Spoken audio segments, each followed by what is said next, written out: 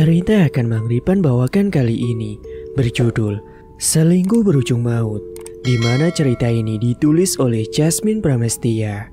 Dan bagi yang ingin membacanya secara langsung bisa kunjungi link yang ada di deskripsi. Dan ini dia cerita selengkapnya. Suami Rati selalu memaki dan meneriakinya. Itu sudah menjadi kebiasaan di pagi hari. Dia tidak merasa terkejut, menganggap itu adalah sarapan pagi untuknya. Meski kata-kata sang suami selalu menghujam hati yang rapuh. Rati, Rati. Iya mas. Rati lari tergopoh-gopoh menghampiri suaminya. Bajunya basah oleh keringat karena berkutat pekerjaan rumah tangga tanpa henti. Sesekali keringatnya mengalir dan menggenang di dahinya. Apa kau tuli? Laki-laki tinggi berkulit gelap itu melotot ke arahnya dengan tangan di pinggang. Aku tidak tuli mas. Aku hanya memiliki 2 kaki. Mengerjakan ini dan itu. Alah alasan. Seharusnya aku yang mengomelimu. Beraninya kau malah melawan. Sekali bergerak, laki-laki yang bernama Adi itu tangannya akan menyasar tubuh istrinya dengan cubitan ataupun pukulan. Rati menunduk, tak berani bersih tatap padanya, sembari menahan perih bekas cubitan yang baru saja dilayangkan pada suaminya. Siapkan aku baju, aku mau jual barang ke kota untuk beberapa hari. Dan selama aku tidak di rumah, kamu jangan macam-macam. Iya mas. Rati bergegas menyiapkan beberapa setel pakaian. Dengan cekatan dia memasukkan ke dalam tas ransel berwarna hitam milik suaminya itu. Dan biasanya Adi Wijaya pergi selama 3 hari paling cepat dan paling lama hingga berbulan-bulan lamanya tanpa memberi kabar. Kadang membuat Rati merasa kesepian. Rati adalah perempuan sederhana berkulit coklat, hidung pesek dan tubuhnya yang berisi. Kesibukannya bukan hanya mengurus suami beserta anaknya saja. Perempuan berdarah Malang itu memiliki kesibukan di warung nasi miliknya. Farhan dan Melati adalah buah hati hasil pernikahan mereka. Memiliki sepasang anak merupakan anugerah terindah dari Tuhan. Lengkap sudah kebahagiaan mereka, tapi hanya sementara. Sikap Adi yang temperamental membuat Rati haus belas kasih sayang. Dia butuh dimanja seperti awal pernikahan mereka. Rati, kamu tuli atau gimana? Bentak sang suami ketika masuk ke kamar mereka. Sudah siap belum? Dari tadi ngapain aja? Adi pun menarik tas ransel di tangan Rati dengan kasar. Sudah mas. Rati tergagap sambil menyilangkan tangannya ke wajah. Biasanya tanpa aba-aba Adi akan menamparnya. Tapi kali ini tidak. Lelaki legam itu hanya melotot tajam ke arahnya. Pukul 8 pagi, Adi Wijaya sudah berangkat dengan mobil bak terbuka. Dia menjajakan dagangannya keluar kota. Kali ini Rati bisa bernapas dengan lega, meraup oksigen dengan rakus. Itu artinya beberapa hari ke depan tidak akan ada yang memarahi dirinya dan juga membentaknya sepanjang hari. Minimal bisa bernapas lega walaupun cuma sebentar. Perempuan yang memakai daster lusuh bercorak batik ungu muda mengempaskan bobotnya ke atas sofa, menyandarkan kepalanya di sofa, menghela napas panjang. Sejenak dia merasa bahagia jauh dari laki-laki berhati iblis seperti Adi. Sejenak dia mengenang masa-masa sulit ketika belum menikah dulu. Perempuan itu mengutuk dirinya sendiri bahwa kehidupannya sial dan tak mujur dari kecil. Saat itu, usianya baru saja akan menginjak 8 tahun. Rati memiliki keluarga yang lengkap dan juga bahagia. Namun genap di usianya yang ke-8, Rati kehilangan ayahnya, Suharjo. Ayahnya Rati meninggal dunia karena kecelakaan. Tentunya duka mendalam bagi gadis kecil seperti dirinya. Apalagi ibunya yang bernama Endang mengalami syok berat hingga depresi. Rati dan kakak laki-lakinya yang bernama Ali Wibowo terlantar tidak ada yang mengurusnya. Mereka terbengkalai. Adapun kerabat dekat bersukarela membantu merawat mereka, itu pun dengan terpaksa. Saat usia 10 tahun, Rati tinggal terpisah dengan kakaknya. Dia dikirimkan ke panti asuhan. Sedangkan Ali, dia dibawa ke kota Surabaya tinggal bersama adik ibunya. Hati siapa yang tidak sakit dipisahkan kakak tercinta, lalu tidak diurus ibu karena ibunya depresi. Dunia sungguh tidak adil baginya. Hana gadis tanpa belas kasih dari keluarganya. Seharusnya dia tidak dibedakan. Seharusnya dia dalam dekapan orang-orang terkasih yang bernama keluarga. Namun nyatanya tidak. Keluarga Rati menganggap kehadirannya sebagai musibah dan bencana. Beberapa keluarganya tidak mau menerima dan menampung dirinya. Sungguh malang sekali nasib Rati. Dan ketika usianya memasuki 17 tahun, usai lulus SMA, dia dijodohkan oleh Adi Wijaya. Perkenalan singkat melalui telepon selulernya kala itu. Kakak dan adik ibunya bersepakat menikahkan Rati dengan pemuda pilihan mereka. Tanpa menunggu sang ibu sembuh dari depresinya, Rati pun langsung melangsungkan pernikahan.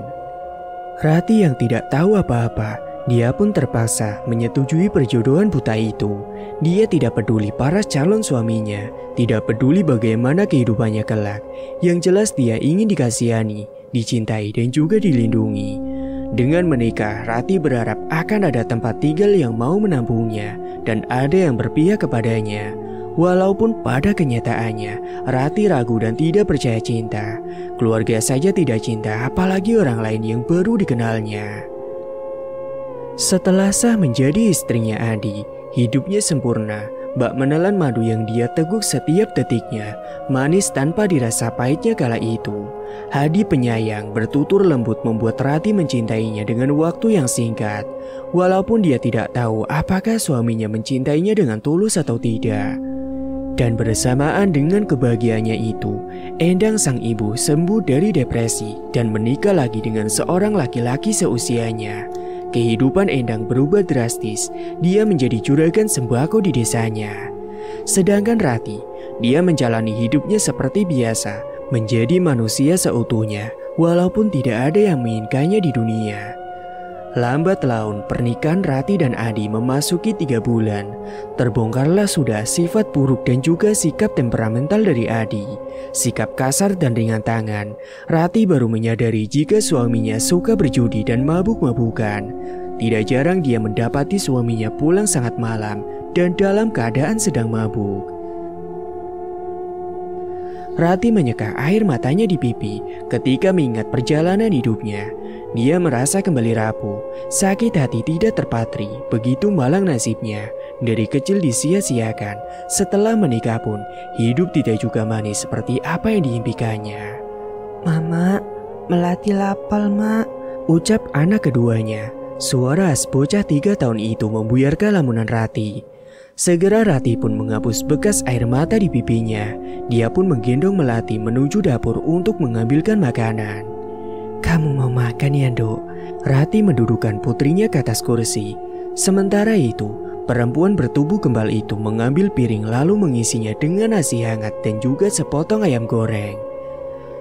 Dan singkat waktu, perempuan 28 tahun itu bergegas menyiapkan diri untuk membuka warung nasi miliknya. Setiap hari dia bangun dini hari, kala ayam belum berkokok. Dia akan sibuk menyiapkan masakan yang akan dijual di warung nasi miliknya. Tidak ada yang membantu, hanya dialah seorang diri. Hasilnya pun dinikmati sendiri. Rati tidak pernah mengeluh kepada Adi, sang suami yang tidak pernah menafkahi kedua anak dan dirinya. "Kau sudah ada usaha sendiri, tidak perlu beganggu uangku." Begitulah pesan kala Adi berbicara kepadanya. Iya, uang hasil bekerja dia habiskan untuk mabuk-mabukan dan juga dihabiskan untuk di meja judi. Dan jika kala berjudi, biasanya jalan satu-satunya ialah merampas uang milik Rati yang kemudian berujung pertengkaran dan disertai dengan pemukulan. Lantas bagaimana dengan keadaan Rati? Ya, dia adalah wanita kuat, hebat yang tanpa mengeluh.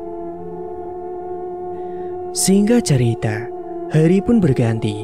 Tepat pukul 2 dini hari, Rati terbangun karena mendengar suara seseorang memanggil namanya. Dia menggedor-gedor pintu sangat kencang. Padahal belum ada 3 hari, namun Adi sudah datang dari kota. Dia sudah kembali ke rumah dalam keadaan yang sedang mabuk. Hadi Wijaya berteriak-teriak di depan pintu sambil menggedor pintu dengan kencang. "Hei budak, Tuli, buka pintunya!"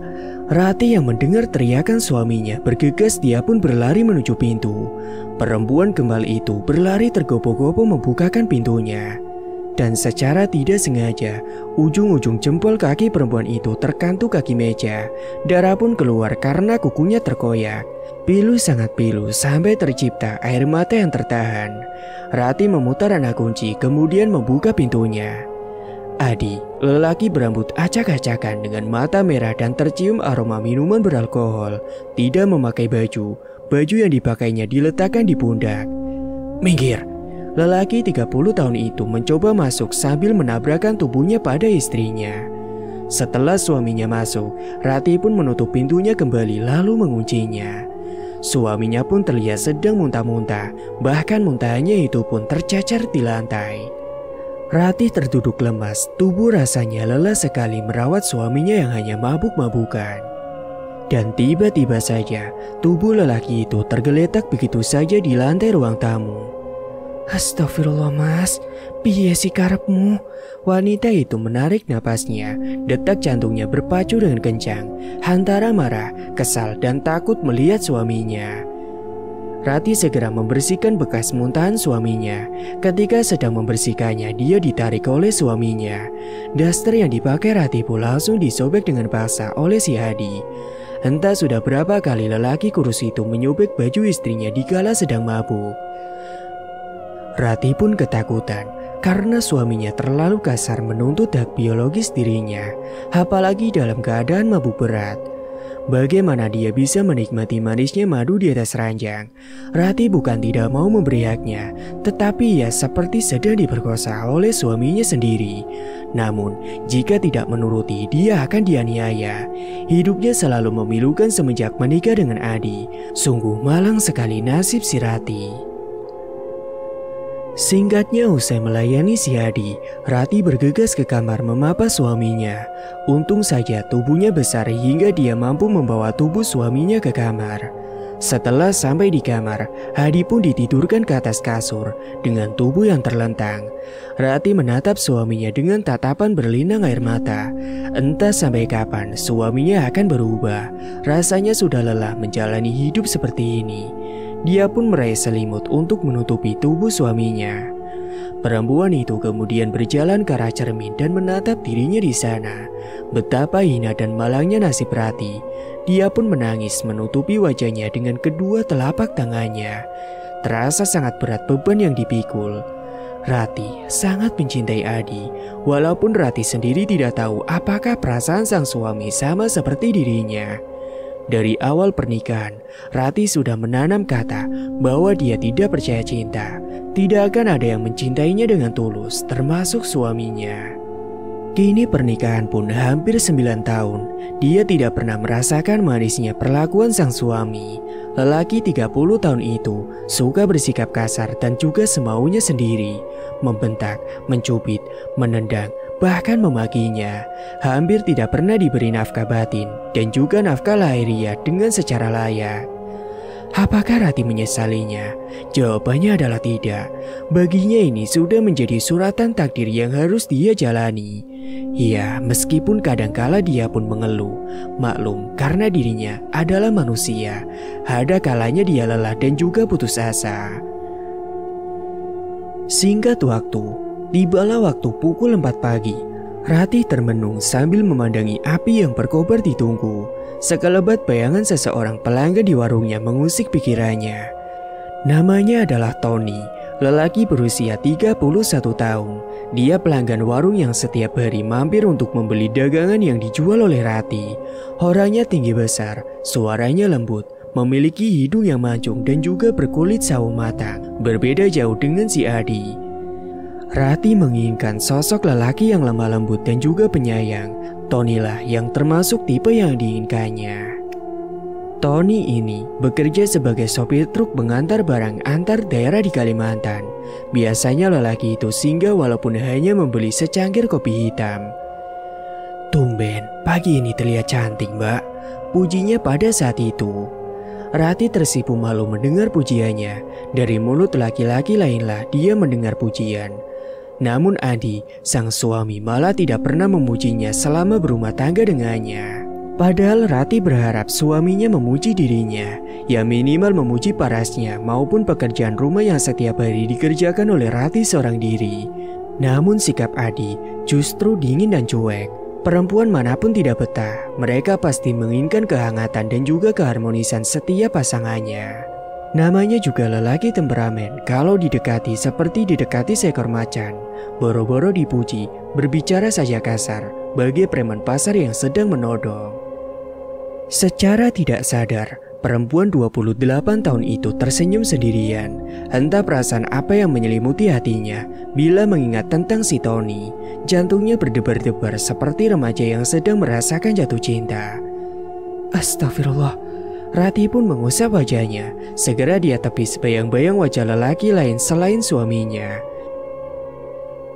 Rati tinggal di salah satu pedalaman Kalimantan. Dia dilahirkan di tanah Jawa, namun besarnya dan menetap di Kalimantan. Hari ini, dia memasak 3 menu makanan yang akan dipajang di etalase warungnya. Lagi-lagi dia pun teringat masakan kesukaan Tony. Sengaja Rati membuatkannya, siapa tahu sopir truk itu akan singgah ke warungnya. Ada menu sayur capcay, ayam goreng, dan juga ikan gabus bumbu merah khas Kalimantan. Semuanya hampir selesai. Nanti waktu jam pukul 7 pagi, dia akan memajangnya di etalase. Biasanya para petani, penambang emas dan sopir-sopir truk perjalanan jauh akan mampir untuk sarapan agar kuat-kuat memulai pekerjaan mereka. Dan dari sanalah mengapa Adi tidak pernah memberi nafkah untuk keperluan rumah tangganya, karena dia merasa sang istri cukup dengan berjualan dan bekerja keras sendirian. Rati dan Adi memiliki sepasang anak, laki-laki dan juga perempuan. Namanya Farhan yang berusia 8 tahun dan juga Melati yang baru berusia 3 tahun. Putra sulung mereka sudah duduk di bangku kelas 2 SD. Rati cepat ke sini. Dasar perempuan budek, seru Adi dari dalam kamarnya. Matahari belum menampakkan diri, tapi suaminya sudah berteriak-teriak di pagi buta.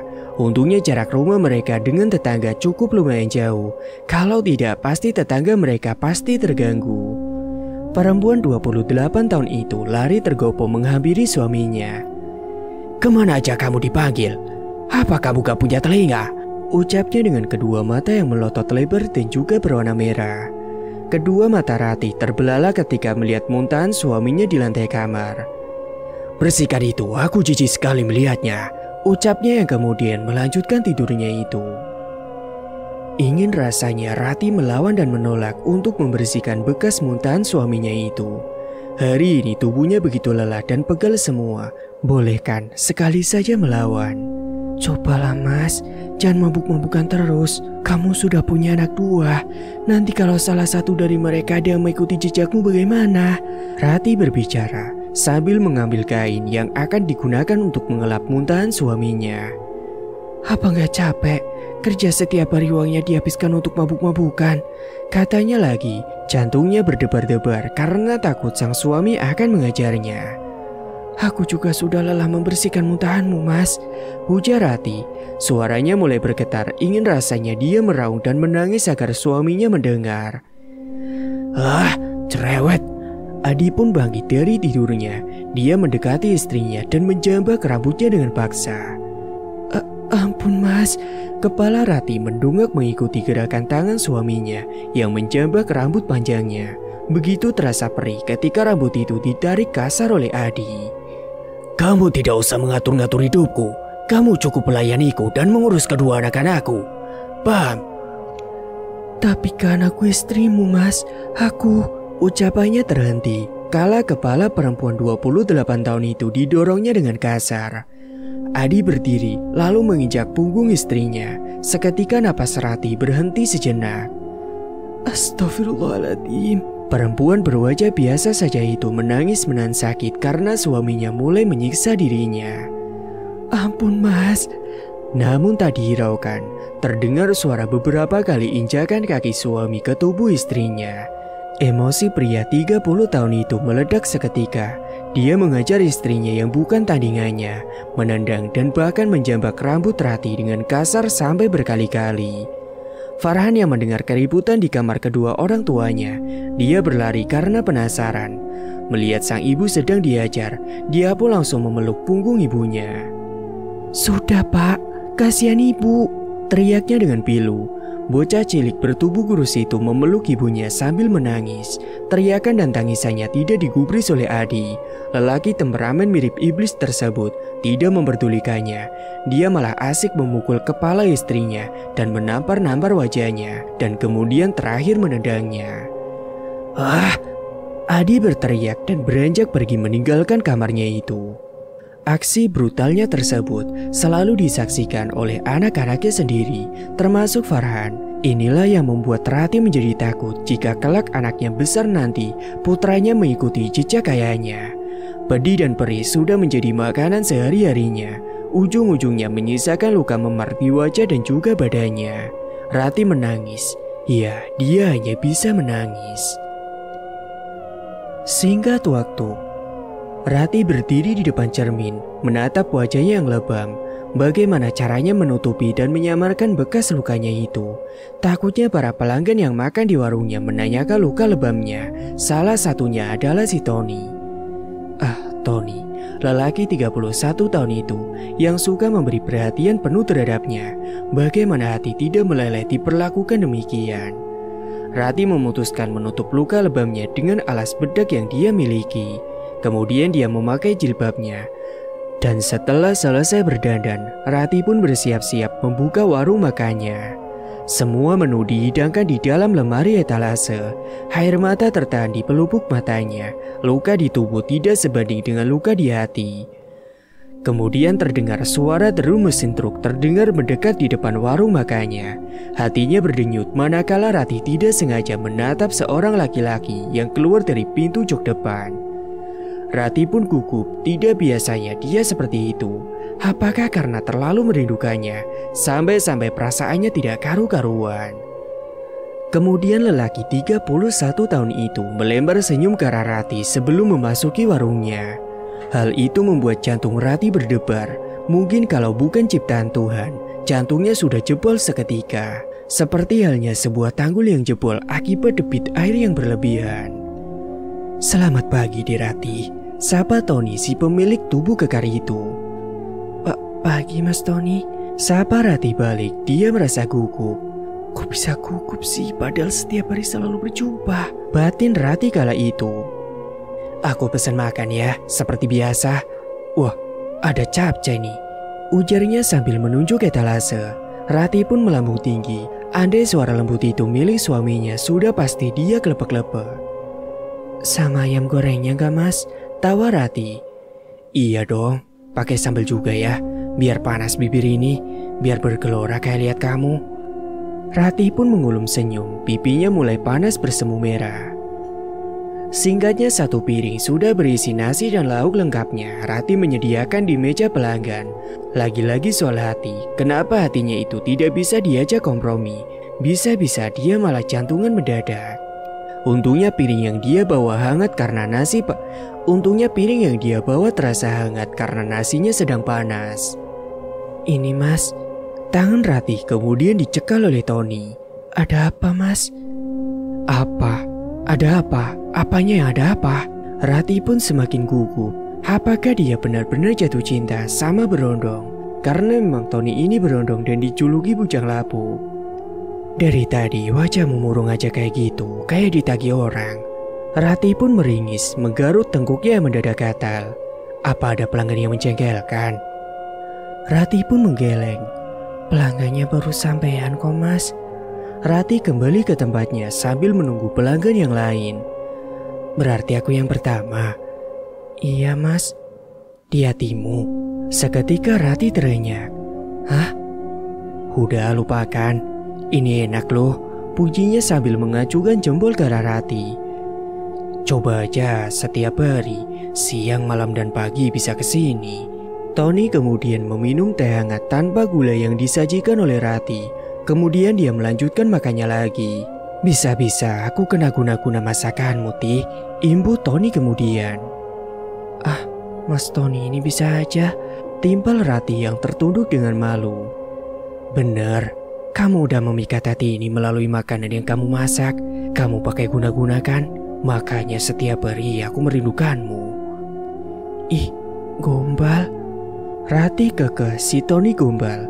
Tapi buktinya perempuan 28 tahun itu terbuai di dalam kata-kata yang keluar dari mulutnya, seakan terbang tinggi dan tidak mau turun. Ini seperti mantra ajaib sampai membuat Rati tergoda.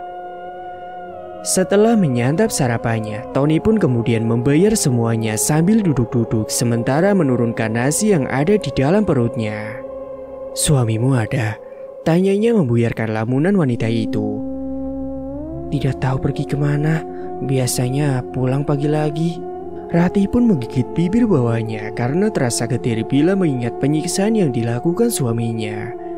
Ada beberapa pelanggan yang datang memesan nasi dan juga lauknya. Hal ini membuat Tony membuka mulutnya untuk beberapa saat.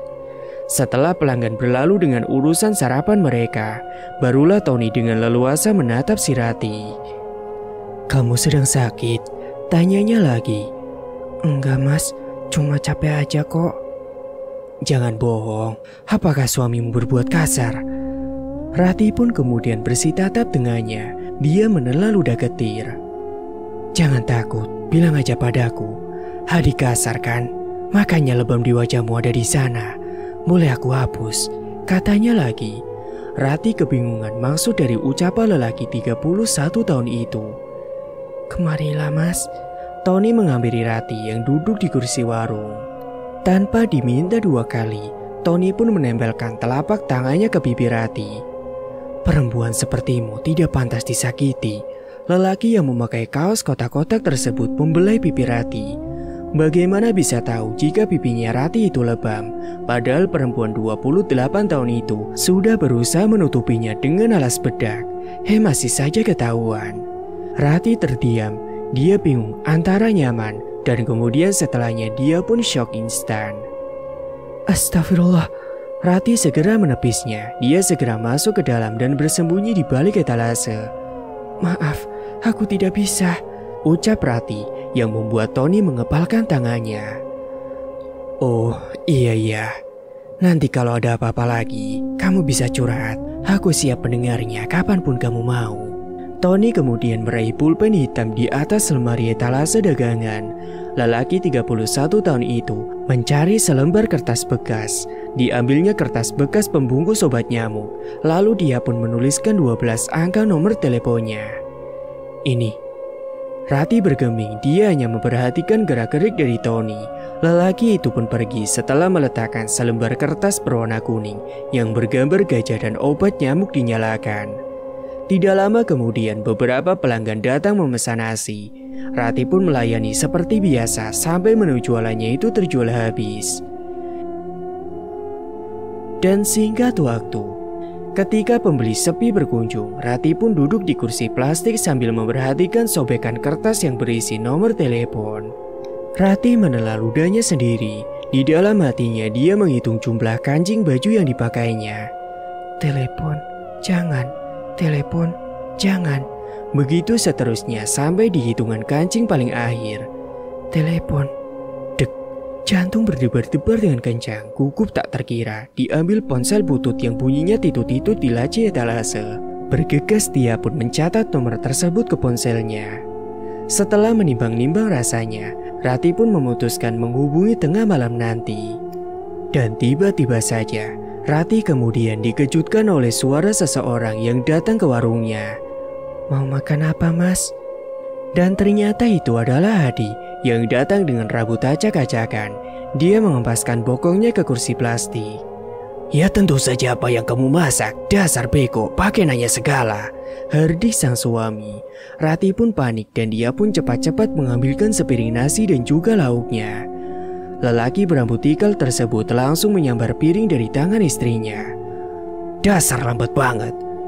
Tubuh Rati pun gemetaran. Cepat-cepat pula dia menyiapkan es teh manis selalu diletakkan di meja.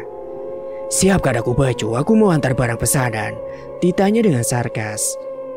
Iya mas." Rati pun segera berlari menuju rumah. Jaraknya hanya 10 meter. Perempuan 28 tahun itu pun mencari tas ransel yang biasa dibawa suaminya. Dilihatnya bak mobil pickup suaminya. Sudah ada beberapa bahan sembako, sayuran dan beberapa buah-buahan. Semuanya akan dijual atau dikirimkan ke pelanggannya di luar desa, kota maupun kecamatan. Daerah tempat tinggal Rati ini terbilang jauh sana sini. Transportasi ada 2 jalur, darat dan juga air sungai. Kalau melalui jalur air, biasanya menggunakan perahu-perahu yang menyeberang antar sungai menuju rumah-rumah warga atau pasar. Adapun jalur darat ditempuh berpuluh-puluh kilo dan terbilang medannya yang sulit, ditambah lagi jalanan yang sangat rusak parah. Hal inilah yang membuat Rati sedikit bernapas dengan lega. Dia akan berpisah dengan Adi beberapa hari ke depan. Dengan begitu Rati bisa leluasa menghubungi si Tony. Singkat cerita, malam pun tiba.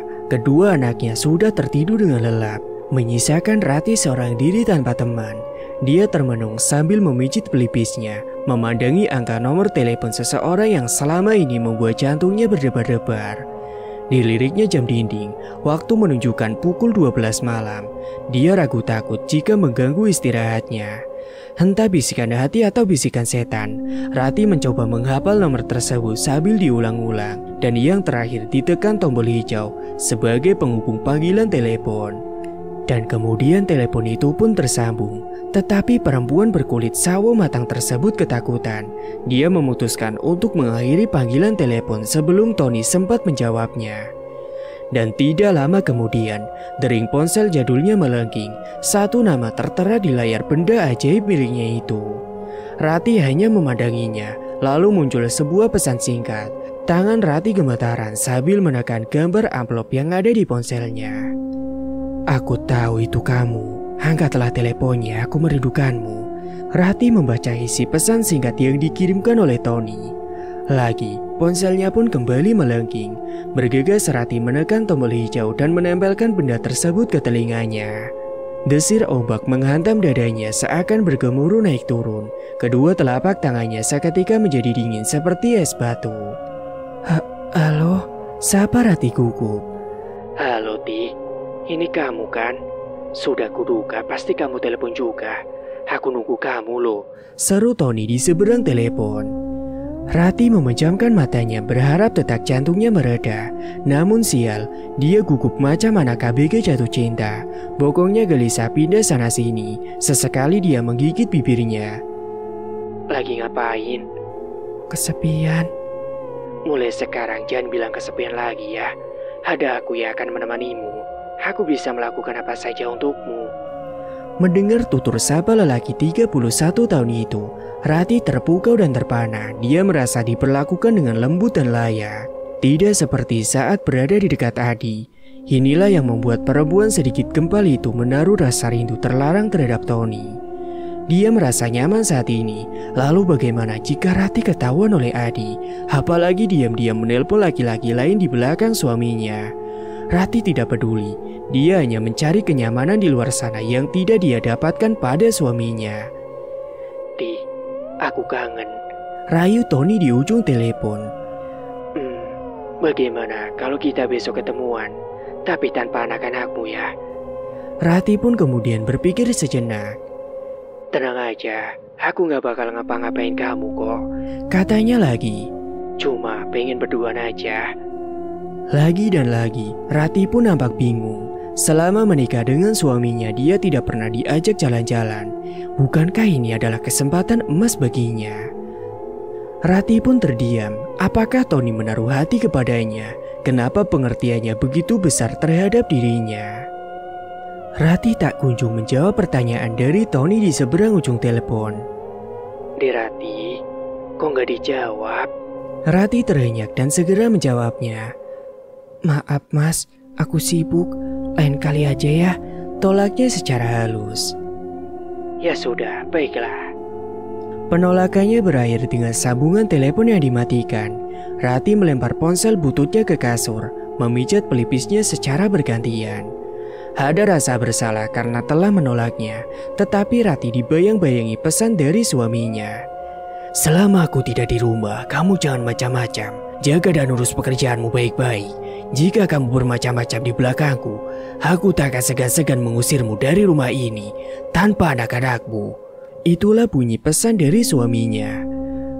Wanita 28 tahun itu akhirnya memutuskan untuk tidur. Dia merebahkan tubuhnya di atas peraduan. 1 menit, 2 menit, 20 menit, dan 30 menit. Kedua matanya masih enggan terpejam. Suara denting jarum jam dinding seolah menjelma sebagai teman untuk menjawab semua pertanyaan di dalam hatinya. Hati baik mengingat semua pesan suaminya. Hati buruk seolah tengah menggodanya untuk merespon ucapan Tony. Rati gusar tidak bisa tidur. Di kamar sederhananya, dia mengulas senyum seorang diri. Terlintas bayangan Tony, si tubuh kekar seolah-olah gambarannya berada di antara langit-langit kamarnya. Senyum terus mengembang bak bunga yang bermekaran. Perlahan-lahan kedua matanya pun mulai tertutup. Rati telah berhasil menjemput mimpinya. Singkat waktu, sebelum ayam jantan berkokok, Rati bangun dari tidurnya. Dia memeriksa melihat anak-anaknya di kamar mereka. Kemudian lanjut menuju ke dapur menyiapkan bahan-bahan yang akan wanita itu untuk masak. Mata masih mengantuk tetapi sudah menjadi kegiatan rutinnya demi menjemput rejeki. Mau tidak mau dia harus menepis rasa kantuk itu. Dia tidak ingin menunggu Adi sadar untuk memberinya nafkah. Percuma saja, lelaki 30 tahun itu tidak akan sadar untuk bertanggung jawab menafkahi anak dan istrinya. Ketika dirinya sedang asik memotong sayuran yang akan dimasak lodeh, wanita berambut tebal itu mendengar suara ponselnya berdering. Bergegas dia pun berlari ke kamar. Saat meraih benda ajaib itu, Rati terhenti dan menatap layar ponselnya. Itu adalah Tony. Ngapain telepon? Gumamnya kala itu.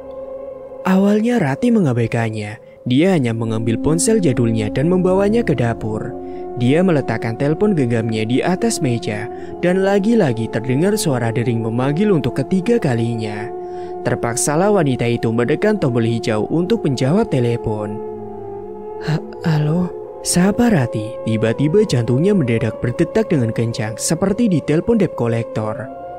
Maaf, apa aku mengganggumu, Dik? Tanyanya di ujung telepon. Rati tak menyadari jika sepanjang menerima telepon dari lelaki pujaannya, dia tersenyum dengan lebar, pipinya memanas dan juga berkeringat dingin.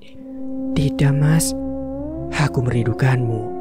Jantung Rati berhenti berdetak, mulutnya menganga lebar dan matanya tidak berkedip. Apakah benar apa yang dikatakan oleh Tony? Mas bisa aja, nanti pacarnya marah loh. Rati menekan tombol pengeras suara. Telepon genggamnya dia letakkan di atas meja. Dia tidak mau jantungnya copot bila mendengar suara Tony. Dia juga tidak ingin mendadak diabetes mendengar ucapan lembut dari pria itu. Sangat manis dan mampu melelehkan hatinya. Mas jomblo, sejak kita pertama berjumpa aku sudah jatuh cinta padamu. Rayu Tony lagi. Tapi maaf mas, aku sudah bersuami. Aku tahu. Apa salahnya mencintai istri orang? Cinta datang kepada siapapun, tak pandang milik orang lain. Mendengar ucapannya, Rati terbuai terbang tinggi. Kalau bisa jangan turun lagi, tetap di atas sana. Mak, apa itu bapak? Tanya Farhan.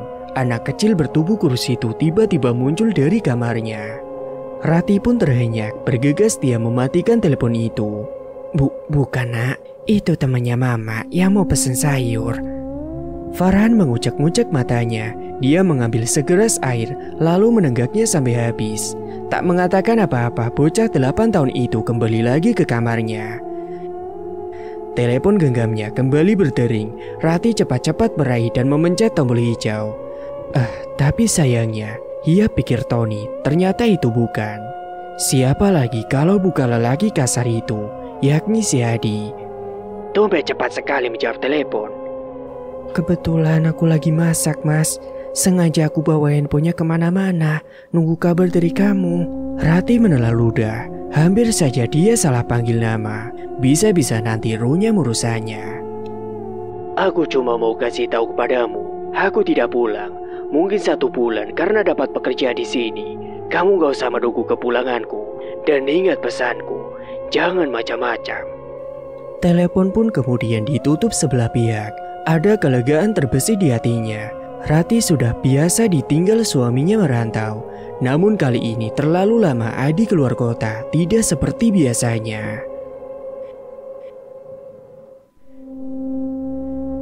Singkat waktu, Pukul 8 pagi di tempat lain, seseorang melangsungkan pernikahannya dengan acara yang sederhana dan sakral. Dihadiri tamu-tamu pilihan dan keluarga terdekat mempelai wanita. Saya terima nikahnya, Ningsih binti Cahyadi dengan mas kawin 2,7 gram dibayar tunai. Kemudian terdengar sorakan suara sah yang menggema dari suara para tamu undangan. Dia yang tadinya biasa-biasa saja, kini terlihat tampan seperti seorang raja dengan mempelainya. Adi Wijaya diam-diam dia menikah lagi dengan perempuan yang lain, tentunya tanpa persetujuan dari istri pertamanya. Ningsih, perempuan 20 tahun itu lebih muda dan energik, tidak seperti Rati. Dia cantik tetapi berkulit coklat, manis seperti coklat meleleh. Hadi menikahi Ningsih tidak memberitahu pada keluarganya. Pernikahan kedua yang dirahasiakan memang sengaja ditutup-tutupi agar ibunya tidak mengetahuinya. Sepandai-pandainya tupai melompat, suatu saat dia akan jatuh. Bangkai tak selamanya bisa disimpan. Walaupun serapat mungkin, suatu hari kebusukannya akan terendus juga. Singkat cerita, hari demi hari, Ratih lalui seorang diri. Sang suami hanya memberi kabar melalui sebuah pesan singkat. Wanita 28 tahun itu kesepian. Dia juga merindukan Adi meskipun lelaki itu ringan tangan. Hasrat ingin dibelai dan dimanja pun mulai bergejolak. Dia tidak tahu jika suaminya menikah lagi. Di sini menanti, di sana malah menikah lagi. Loh, kok ngelamun? Suara Tony mengejutkan lamunannya. Akhirnya lelaki itu datang juga. Setelah beberapa hari ini hampir tidak singgah di warung makan miliknya. Rati pun gelagapan. Mau beli apa, Mas? Dia gugup tetapi hatinya berbunga-bunga. Wanita bertubuh sedikit kembali itu pun melayaninya, menyiapkan pesanan Tony. Aku merindukanmu. Tangan Rati kemudian ditarik oleh Adi. Sontak Rati menoleh ke arahnya. Ada desiran angin yang membuatnya terbuai ke dalam mimpinya. Telapak tangannya mendadak dingin membeku. Kenapa, Mas? Aku kan istri Aku tahu. Entah kenapa setiap di dekatmu, rasanya tak ingin pergi. Bila jauh darimu, rasanya begitu rindu. Boleh kan aku merindukanmu? Rati pun kemudian hanya mengangguk, hatinya bercabang. Dia merindukan suaminya dan juga merindukan lelaki yang ada di hadapannya sekarang. Rati memperhatikan Tony yang sedang makan dengan lahapnya. Astagfirullahaladzim. Perempuan itu kemudian meraup wajahnya, tersadar rupanya dia merindukan orang yang salah. Setelah menyantap pesanannya, Tony pun kemudian membayarnya. Maaf, Mas, mulai sekarang jangan temui aku lagi. Jangan pernah kesini lagi. Aku akui hubungan ini salah.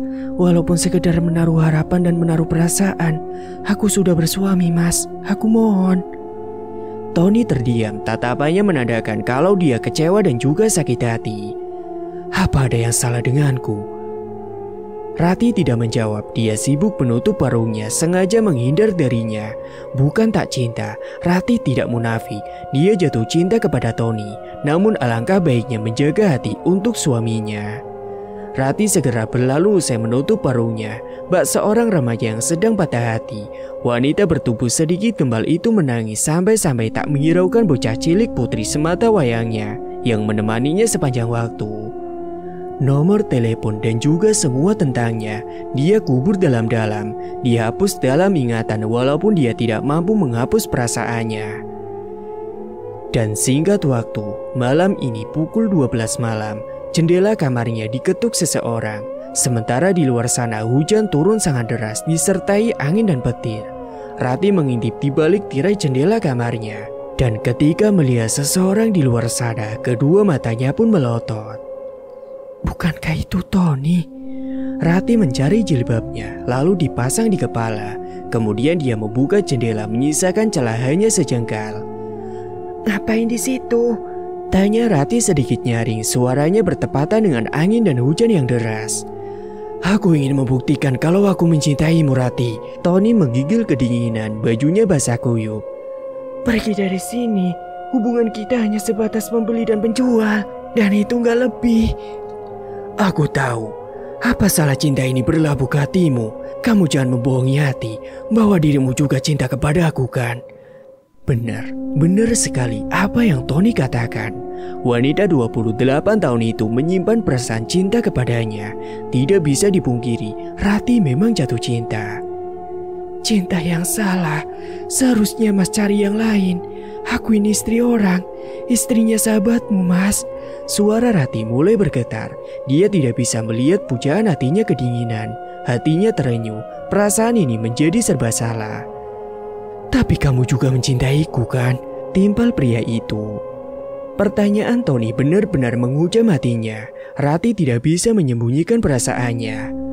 Pergi dari sini, jangan hubungi aku lagi. Dan pintu jendela pun ditutup. Tubuhnya merosot ke lantai. Kenapa hatinya itu sakit? Bukankah ini keputusan yang benar?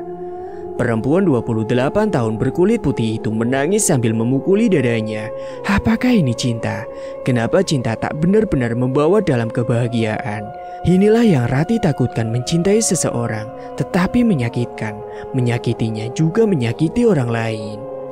Mencintai suami, suaminya berperasaan dingin, acuh dan cuek. Mencintai Tony, itu juga salah.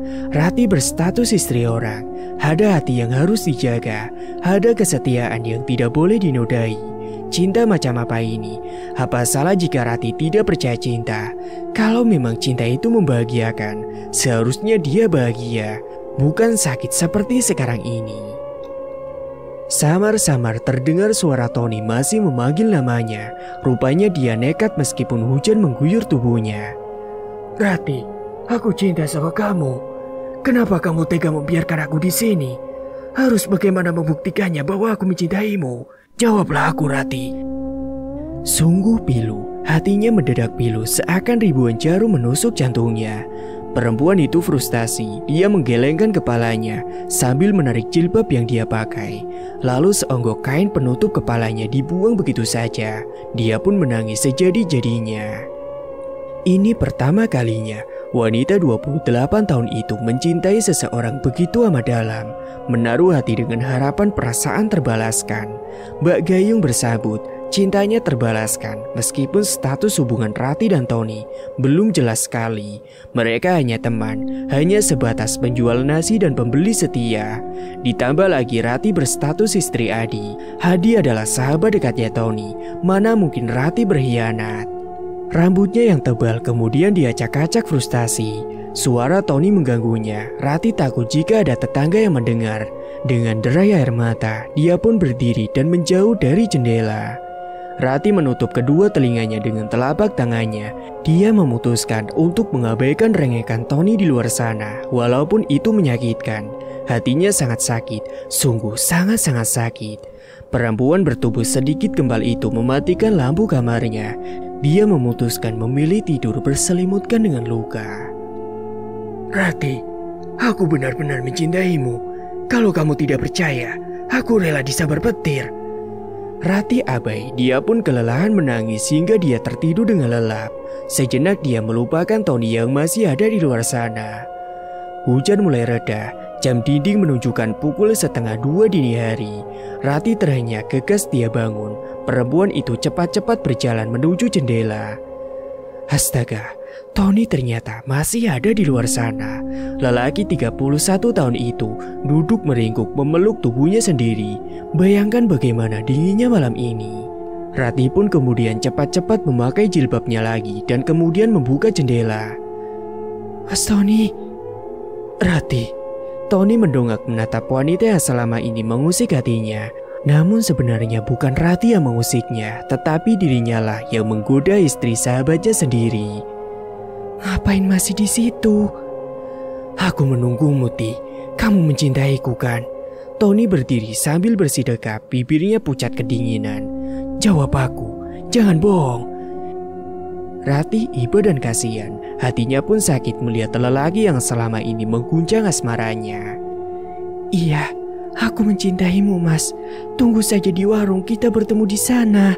Akhirnya Rati luluh dan membenarkan bahwa dirinya pun mencintai Tony. Perempuan itu mengayunkan langkahnya dengan semangat. Sebelum menemui lelaki bertubuh kekar itu, dia memeriksa anak-anak yang masih tertidur lelap di kamar mereka. Dan setelah memastikan anak-anaknya aman dan baik-baik saja, Rati segera menyusulnya. Jarak dan warungnya hanya berjarak 10 meter saja, yang membuat Tony bebas sampai ke bawah jendela kamar Rati. Karena rumah Rati tidak memiliki pagar sehingga orang lain dengan leluasa masuk ke halaman rumahnya. Ayunan langkah kakinya diperpanjang agar cepat sampai di warung, mengingat mata-mata tetangga yang takut menangkap gerak-gerik dari Rati. "Mas." Tony pun menoleh, dia menubruk tubuhnya dan memeluk Rati. "Aku." Rati mematung tak menolak ataupun menghindar sedikit pun. Dia hanyut ke dalam pelukan Tony, handai pelukannya didapat dari suaminya. "Mas, kamu demam?" Tanya Rati khawatir. Dia merasakan tubuh lelaki 31 tahun itu terasa panas. Mendengar itu, Tony hanya tersenyum saja. Rati bergegas membuka gembok warungnya dan menyuruh Tony masuk dan berbaring. Rati pun kalah menahan godaan setan dan godaan laki-laki lain. Di setiap celah sebuah kesempatan, ada iblis yang bersiap-siap membisikkan kata-kata manis agar siapapun tergoda. Iya, Rati masuk ke dalam pelukan iblis. Terpaksa Rati membuka pakaian Tony yang basah. Dia pun memberikan selimut yang tebal. Perempuan itu sedih gara-gara dirinya Tony mendadak jatuh sakit. Rati bangkit dari duduknya. Dia mencari-cari obat demam di laci etalase. Dan setelah mendapatkannya, dia pun mengambil segelas air putih dan diminumkan kepada Tony. Tony pun kemudian terlelap. Dan singkat waktu, pukul 3 dini hari, Tony terbangun, tubuhnya pun mulai berangsur membaik. Dia tersenyum manis mendapati Rati masih di sisinya. Dia duduk di sampingnya. Mas sudah dingin." Rati menempelkan punggung tangannya ke dahi Tony. Tony mengangguk pelan. "Terima kasih, kamu merawatku dengan baik." Lelaki 31 tahun itu menarik Rati ke dalam pelukannya. Tentu saja Rati tidak bisa menolak. Dia sedang di atas hasrat yang tertunda, menunggu suaminya datang. Tetapi sudah 1 bulan lebih, Adi tidak pulang. Siapa yang tahan dibelai lelaki lain? Tentunya Rati tidak akan tahan. Lagi-lagi ini kesempatan bagi iblis untuk menggodanya. Dan Rati pun sudah masuk ke dalam hubungan terlarang itu. Sadar ini salah, Rati pun menyesalinya. Tetapi godaannya berat sehingga dia tidak mampu melawan dan memilih terperangkap ke dalam kubangan dosa. Haus kasih sayang tak pernah diperlakukan lembut oleh suaminya dan tidak pernah diberi nafkah. Rati terpaksa melakukannya. Rati pun tak segan-segan melabuhkan hatinya kepada orang lain. Dan singkat cerita, setelah kejadian malam laknat itu, Rati dan Tony menjalin kasih, tentunya di atas hubungan terlarang. Mereka melakukan selama Adi belum kembali. "Kalau aku hamil bagaimana, Mas?" Tanyanya kala itu. "Kamu kan bersuami, pasti tidak akan ketahuan." "Tapi kalau dia curiga bagaimana?" "Tenang aja, aku mencintaimu. Aku akan bertanggung jawab jika terjadi sesuatu." Mendengar ucapan Tony, Rati pun tenang. Dia benar-benar hanyut dalam buayan sehingga lupa bahwa dia masih sah istri Adi. Lelaki itu sudah 3 bulan tidak pulang-pulang. Yang pulang hanya sebuah pesan singkat melalui telepon genggamnya untuk mengabarkan bahwa dirinya sedang sibuk. Yang tanpa Rati tahu ternyata Adi sibuk dengan istri barunya. Dan di sini, di dalam kamarnya, Rati termenung di depan sebuah cermin. Dia memikirkan atas apa yang telah dia perbuat selama suaminya tidak di rumah. Perempuan bertubuh sedikit kembal itu sekarang benar-benar gempal. Ada yang berbeda darinya, ada yang berubah. Kadang mual, kadang nafsu makannya bertambah. Dia pun tiba-tiba berlari ke kamar mandi untuk memuntahkan isi perutnya. Dan setelah semua isinya keluar, Rati baru ingat tamu bulannya tidak kunjung datang. Sudah terhitung 2 bulan. Apa jangan-jangan aku? Tubuh Rati pun mendadak lemas seketika. Dia terduduk di lantai kamar mandi dengan beribu macam pikiran merusak konsentrasinya. Bagaimana kalau dia hamil? Rati, perempuan goblok, cepat buka pintunya. Terdengar suara dari luar. Rati pun cepat-cepat bangkit. Dia tahu siapa pemilik suara nyaring seperti guntur itu. Tiba-tiba Rati mendadak gugup dan ketakutan. Dia berlari menuju pintu depan. "Bapak!" teriak anak-anaknya menyambut kedatangan lelaki pemabuk itu. Bapak sedang capek, kalian main sendiri dulu. Kedua anaknya diabaikan dan didorong untuk segera menjauh dari lelaki 30 tahun itu. Iya pak. Farhan dan Melati pun segera berlalu ke teras. Rati, panggilnya sekali lagi. Rati pun muncul dari balik tirai pintu tengah. Ada apa mas? Tidak perlu berteriak-teriak, kata Ranti ketakutan. Adi berjalan mendekatinya, tubuhnya sempoyongan dengan mata memerah. Sikapnya sudah terendus oleh Rati, perempuan yang membersamainya selama 9 tahun itu. Dia tahu jika Adi sedang dalam keadaan mabuk. Dipanggil apa banget? Apakah kamu tuli?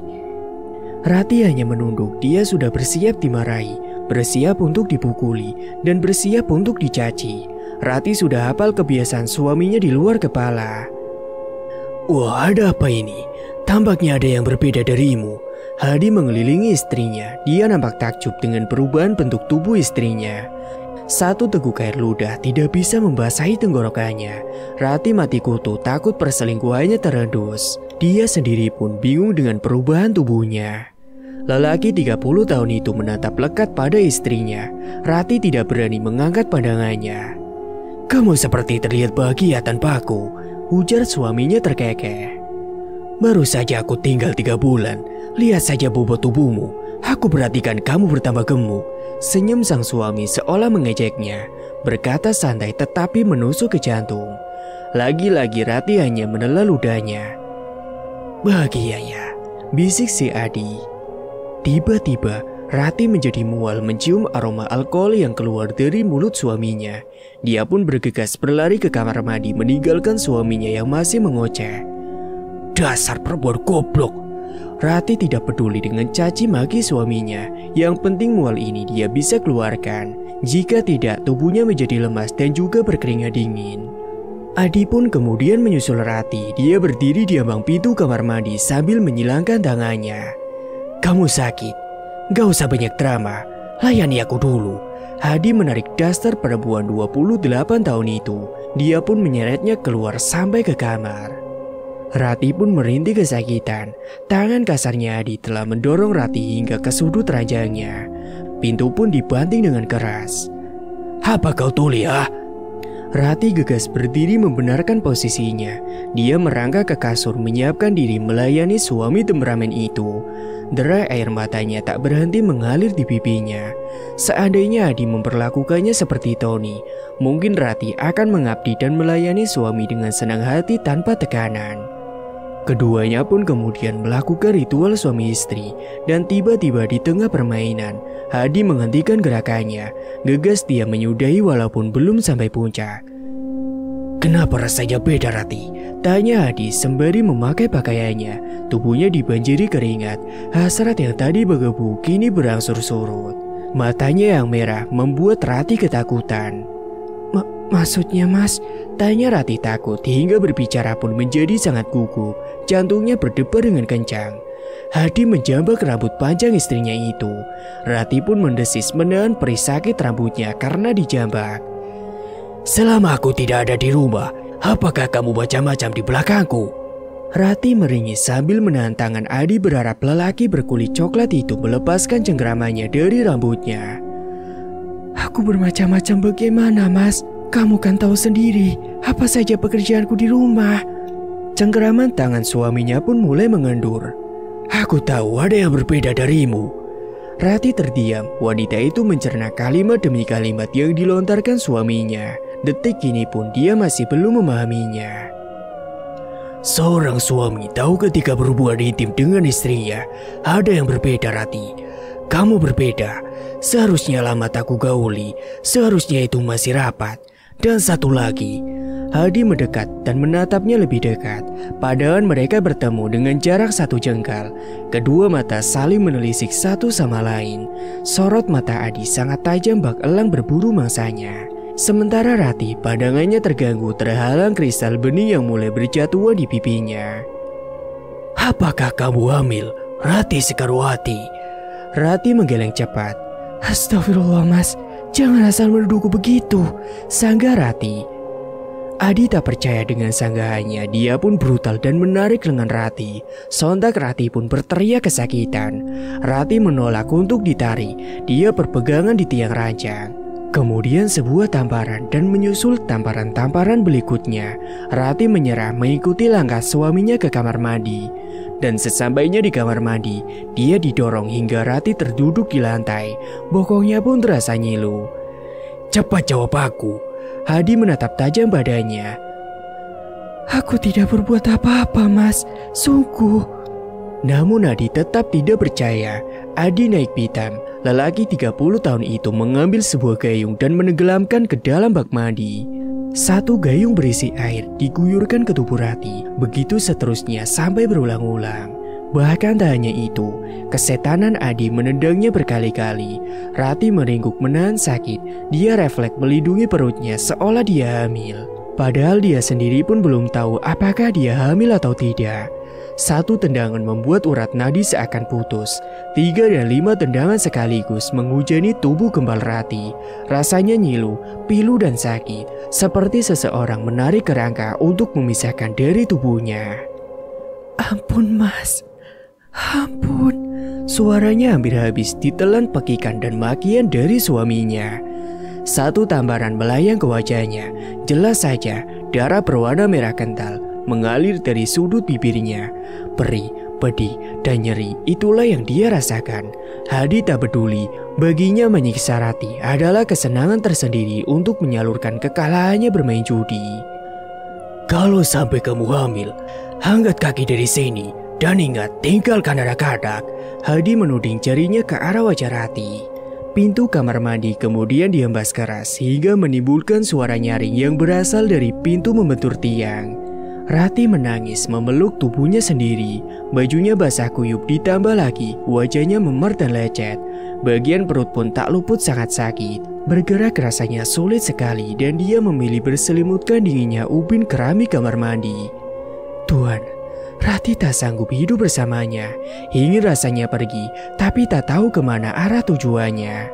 Bertahan pun percuma. Hidup seatap tak pernah diberi nafkah sehari-hari dan nafkah batin dengan cara layak.